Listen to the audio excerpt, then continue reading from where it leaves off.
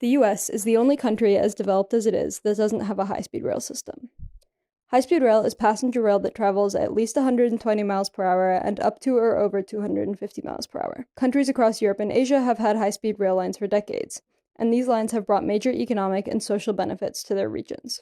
The first high-speed rail service, known as the Shinkansen or bullet train, was launched in Japan between Tokyo and Osaka in 1964. Japan, a country of around 146,000 square miles, currently has 1,655 miles of rail, and the network carries 420,000 passengers a day. The first high-speed rail in Europe, established by the French National Railway Company, began operating in 1981. France, a country of 213,000 square miles, now has 1,740 miles of rail, and 48.6 million passenger kilometers were traveled on the network in 2021. In comparison, the US, a country of over 3 million square miles, has merely 375 miles of rail that are cleared for operation at over 100 miles per hour. High-speed rail does not exist in the US. The closest thing it has is Amtrak's Acela line, which runs between Boston, New York, and Washington, D.C. The Acela can reach speeds of 150 miles per hour on portions of its route, but because of a lack of preference enforcement and necessary infrastructure, its average speed is closer to 70 miles per hour.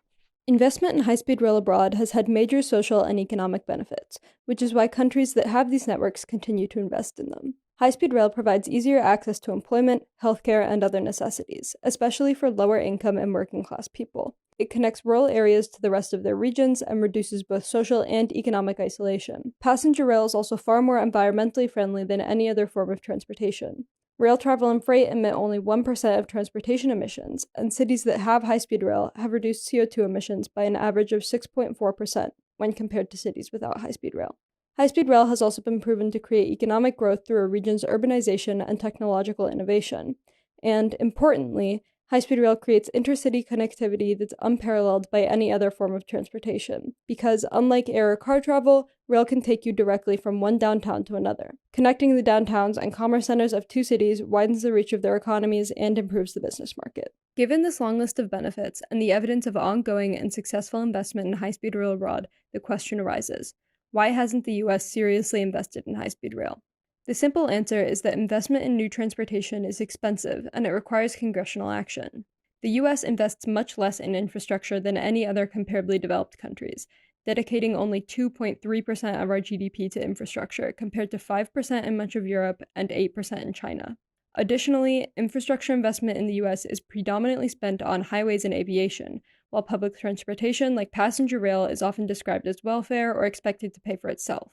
But while investment in infrastructure is expensive, it is still a necessity, and costs aren't the deal breaker that critics would claim them to be. Highways in the US, for example, are highly subsidized and don't pay for themselves, so it's unreasonable for people to expect rail to.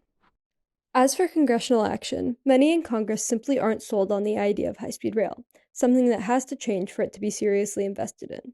In the Northeast Corridor, where passenger rail is most dense and profitable in the US, it's easier to convince people that the train is the best travel method.